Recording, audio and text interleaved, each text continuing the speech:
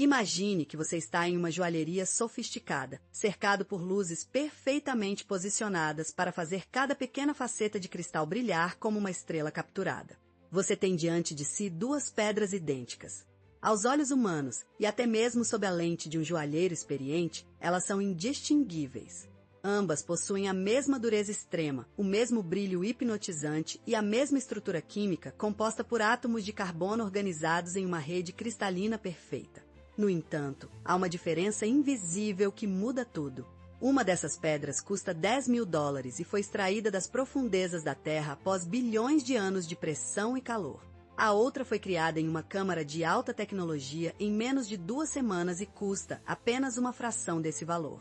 Mas o que realmente está tirando o sono dos investidores e deixando os consumidores confusos não é apenas a diferença de preço inicial, mas o que aconteceu com o valor desses diamantes de laboratório nos últimos anos. Estamos presenciando um dos colapsos de valor mais rápidos e dramáticos da história moderna do luxo. Se você comprou um diamante sintético há 3 anos acreditando que estava fazendo um investimento inteligente, hoje você pode descobrir que ele vale menos do que o metal da própria aliança onde ele está montado. Para entender como chegamos a esse ponto, precisamos voltar um pouco no tempo e desconstruir um dos mitos mais bem fabricados da história da humanidade. Por décadas, fomos ensinados que diamantes são raros, eternos e um símbolo supremo de status e amor. Essa percepção não foi um acidente da natureza, mas sim o resultado de uma das campanhas de marketing mais bem-sucedidas do século XX, liderada pelo gigante de Beers. Eles controlavam a oferta, limitavam o que chegava ao mercado e criaram a ilusão de escassez. Mas a tecnologia não respeita monopólios. Quando os primeiros diamantes de laboratório de alta qualidade começaram a surgir, eles foram vendidos como uma alternativa ética, ecológica, acima de tudo, mais acessível. No início, eles custavam cerca de 30% menos que os naturais. Parecia um negócio perfeito. Você levava a mesma pedra por um preço melhor. No entanto, o que ninguém previu foi a velocidade com que a ciência superaria as barreiras de produção. A produção de diamantes sintéticos deixou de ser uma experiência científica complexa para se tornar um processo industrial de larga escala. Grandes fábricas na China, na Índia e nos Estados Unidos começaram a operar milhares de máquinas simultaneamente, dia e noite. O resultado foi uma inundação sem precedentes no mercado. O que antes era uma gema produzida pela força bruta do planeta ao longo de eras geológicas, agora saía de uma linha de montagem como se fosse um componente eletrônico de alta precisão. E é aqui que a economia básica entra em ação com toda a sua força. Quando a oferta explode e o custo de produção despenca graças aos avanços tecnológicos, o valor de mercado desmorona. Mas o declínio dos diamantes de laboratório é mais profundo do que uma simples questão de oferta e demanda. Ele toca na própria essência do que define o valor de um objeto de luxo. O mercado de luxo não vende apenas átomos ou propriedades físicas. Ele vende exclusividade, história e a promessa de preservação de valor ao longo do tempo. Um diamante natural é visto como um pedaço finito da história da Terra. Já o diamante de laboratório, por mais perfeito que seja, é visto agora como um produto de consumo, como um smartphone ou uma televisão. E você sabe o que acontece com o preço de um smartphone 1 ano depois que ele sai da loja. Ele cai.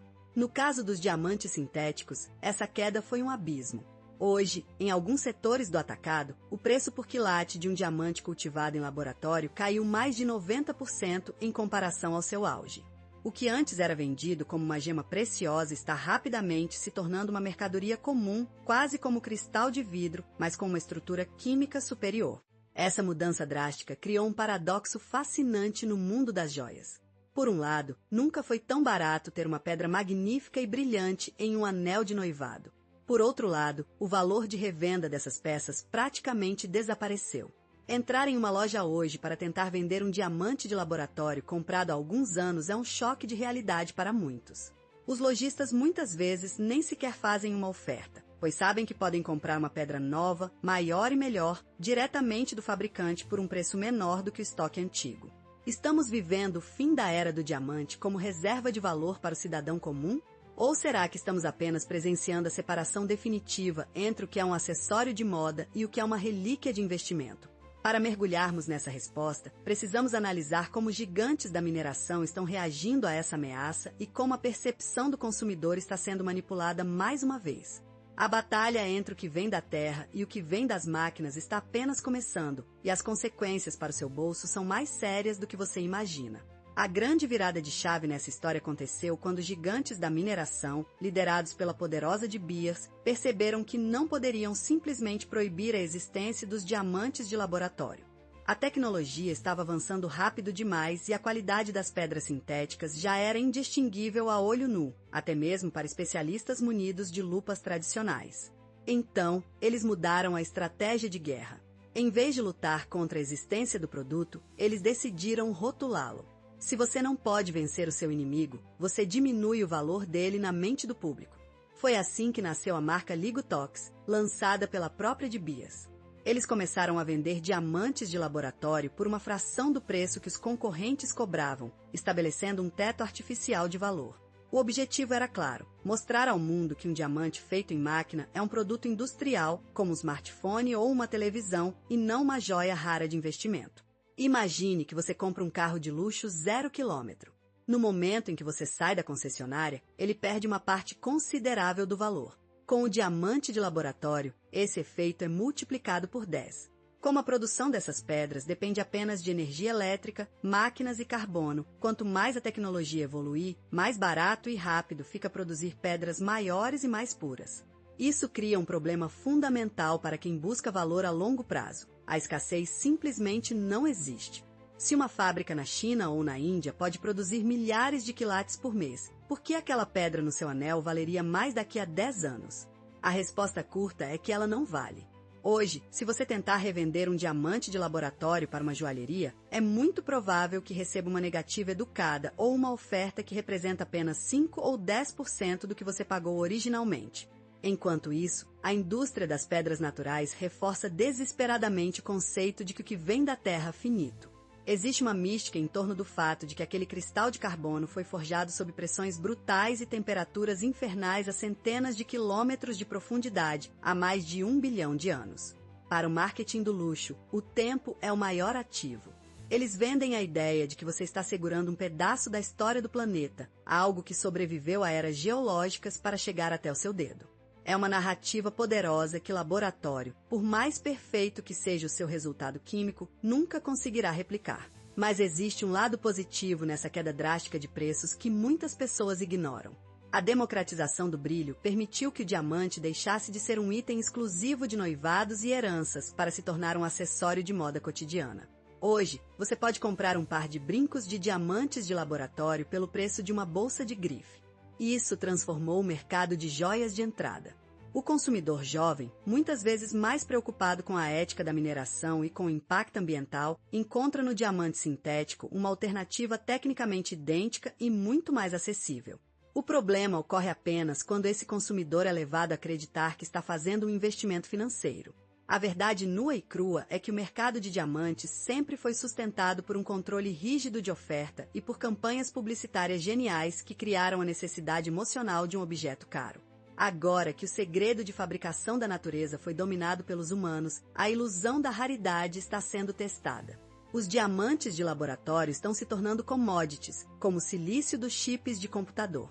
Eles possuem uma utilidade incrível na indústria, em ferramentas de corte e em tecnologias de semicondutores, mas no mundo do glamour, eles estão perdendo a aura de exclusividade. Portanto, antes de decidir onde colocar o seu dinheiro, você precisa definir o seu objetivo. Se você busca estética perfeita, o brilho máximo e uma peça para usar no dia a dia sem o medo constante de perder um patrimônio, os diamantes de laboratório são uma escolha racional e inteligente. Eles são, de fato, diamantes reais em sua composição. No entanto, se o que você procura é uma reserva de valor, algo que possa ser passado por gerações e que mantenha o poder de compra, o mercado atual está empurrando você de volta para as pedras naturais, por mais caras que elas sejam. A queda de preços dos sintéticos não é um erro de percurso, é o destino final de qualquer produto que pode ser fabricado em escala industrial. O futuro desse mercado parece estar se dividindo em dois caminhos bem distintos. De um lado, teremos o luxo tradicional, cada vez mais inacessível e focado na proveniência e na raridade geológica. Do outro, teremos a tecnologia da moda, oferecendo perfeição visual por preços que continuam caindo ano após ano. A batalha entre a terra e a máquina mudou as regras do jogo para sempre. Se você gostou de entender os bastidores desse mercado bilionário e quer descobrir mais segredos sobre como o mundo funciona e para onde o seu dinheiro está indo, não se esqueça de se inscrever no canal e ativar as notificações. Deixe seu comentário abaixo. Você prefere um diamante natural menor ou um de laboratório gigante pelo mesmo preço? Sua opinião ajuda nossa comunidade a crescer. Até o próximo vídeo.